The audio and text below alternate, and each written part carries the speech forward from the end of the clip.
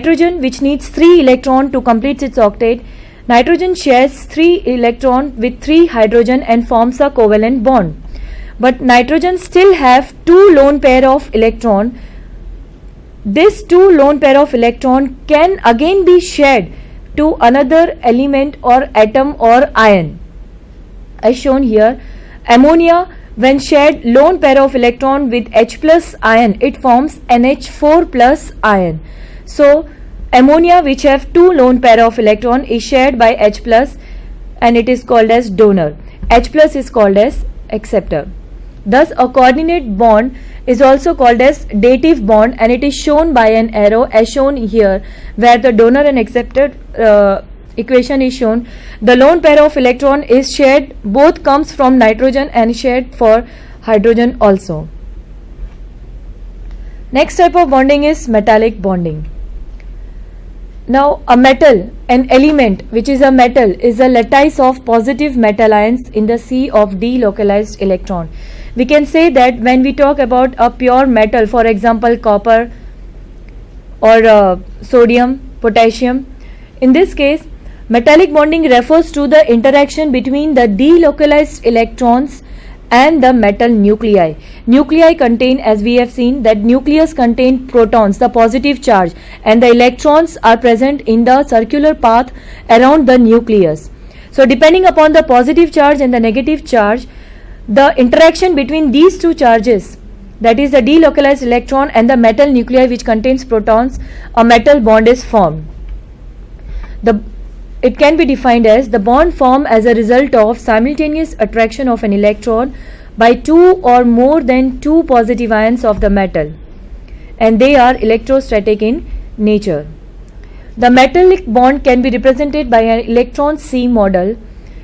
As we know that solid containing metallic bonding consists of metal ions which are called as kernels in the cloud of valence electron. As shown in this figure, the positive charge which are fixed, the circles which are fixed, that are the nucleus of the particular element, atom of an element, and these nucleus are continuously covered with the rotation of fast moving electrons. The kernels, which is the circular nucleus, occupy the fixed position, and the valence electron lies in between the kernels and they are mobile. That means they can move freely around these molecules, around these nucleus. So depending upon these two possibilities, that is the presence of kernels and the movement of valence electron, the metallic bond has properties. They exhibit certain characteristics such as they have high thermal and electrical conductivity, high melting point and boiling point, high density and mechanical strength, high ductility and malleability. The metals also have luster, that is they shine. Let us see why these metals have such type of properties. The first one is conductivity of metals. As we have seen, the nucleus contain positive charge and they form the kernels of the metals, so their position is fixed. But the electrons which are continuously in rotation, they pass through this space around the nucleus as shown in this figure. Thus the solid and liquid metals conduct heat and electricity because the delocalized electrons are free to move in the solid lattice. These mobile electrons can act as charge carrier in the conduction of electricity.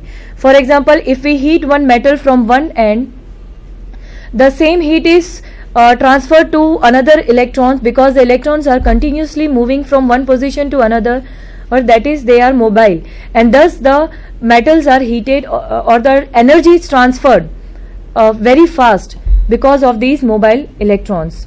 So the metals have electrical conductivity. When the metal is connected to with two different positive and negative end to a terminal, under the influence of external potential difference across a metal piece, these free electrons starts moving in one particular direction, that is towards from positive to negative, and constituting an electric current through the metal. That's why the metal has high electrical conductivity. It also has high thermal conductivity as shown here. When a part of metal is heated, the electrons of that part get large amount of energy, and it starts move in the complete lattice in a zigzag motion. As soon as the electron gains energy, they start moving here and there, and thus the heat energy is transferred to the all corners of the metal. Also, the metals are malleable and ductile because the delocalized electron in the C of the electron in the metallic bond enables the metal atoms to roll over each other when a stress is applied.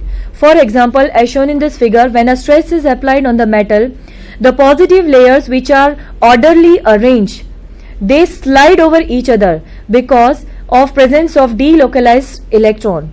As the stress is applied, the layers slide side by side and the shape of the metal is changed. So they are malleable and ductile. Thus a metal can be stretched and it can form different shapes. The metals are also hard. Generally, hardness is due to the strength of metallic bond, and the strength of metallic bond depends on the two factors. The first one is number of valence electron, and the second one is size of the kernel.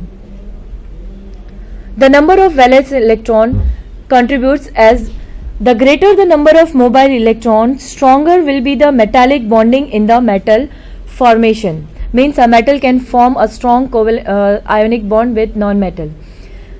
Second factor is size of kernel. Smaller the size of metal atom, stronger will be that metallic bond because the electrostatic force of attraction will be stronger. The arrangement of atoms are fixed in a metallic elements which are used in metallic bond formation. Based on the position of kernels, the particular shape of metal is fixed.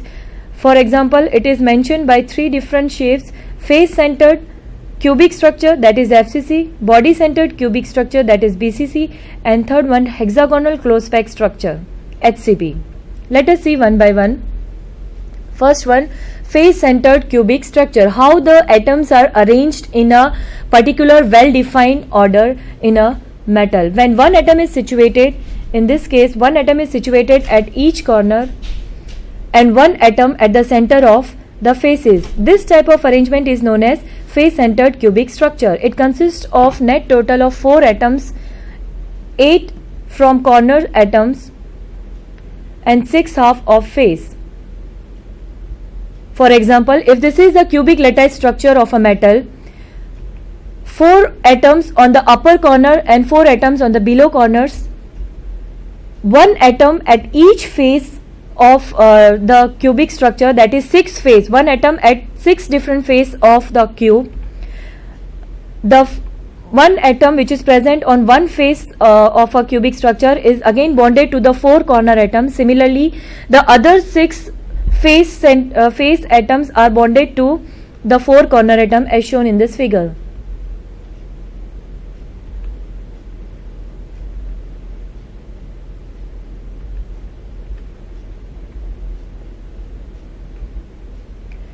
The metal which contain this type of structure, that is face-centered cubic structure, are for example aluminium, copper, gold. Each of the corner atom is the corner of another cube, so the corner atoms are shared among 8 unit cell. For example, as shown in this figure, this is the one unit cell, another unit cell having face-centered cubic structure. Additionally, of its 6 face-centered atom is shared with the adjacent atom, and it forms a big crystal lattice of particular element. Another structure is body-centered cubic structure. When one atom is situated at each corner and one atom at the center of whole cube, then such type of arrangement is known as body-centered cubic structure as shown in the figure. For example, if this is the cubic lattice unit cell of a element, 4 atoms on the above corner, 4 atoms on the below corners, and 1 atom at the whole body of a cube, and this one center atom is bonded to 4 atoms above and 4 atoms below of a cube, below surface of a cube. The elements which have body centered cubic structure is iron, tungsten, chromium. The body-centered cubic unit cell has atom at each of the 8 corners of a cube. For example, for a unit cell, plus 1 atom in the center of a cube, and each of the corner atom is the corner of another cube. So the corner atoms are shared among 8 unit cell, and it is said to have a coordination number of 8. For example, as shown in this figure, with the help of one unit cell of a body-centered cubic structure, of complete crystal lattice is formed by repeating the same unit cell of body-centered cubic structure. Next structure, hexagonal close packed structure. When two hexagons are bonded with each other in very as shown below, then this type of arrangement is known as hexagonal close packed arrangement. The elements which have some of the elements which have this structure is cadmium, magnesium, and zinc. The two hexagon, they are bonded with this type of straight lines as shown in this figure. This is the complete hexagonal close packed structure. The atoms are present at the 6 corners above hexagon and below hexagon. One atom at the upper hexagon face and one atom at the below surface, bottom hexagon surface, and they are bonded to the 6 corner atoms of a hexagon. Similarly, at the bottom surface and the center atom of these two hexagons are bonded with each other. Besides these, there are another 3 atoms which is in between the lattice of this, in between the structure of this hexagon structure.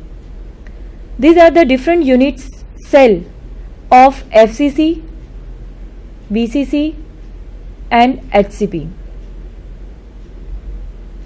And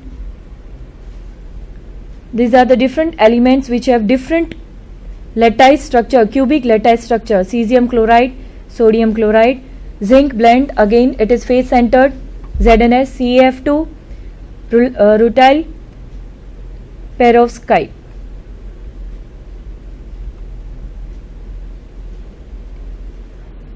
All the molecule, when atoms combine, a molecule is formed, and all these molecules are linked together by a strong molecular force. So, in the next lecture we will see the different types of molecular force. Thank you.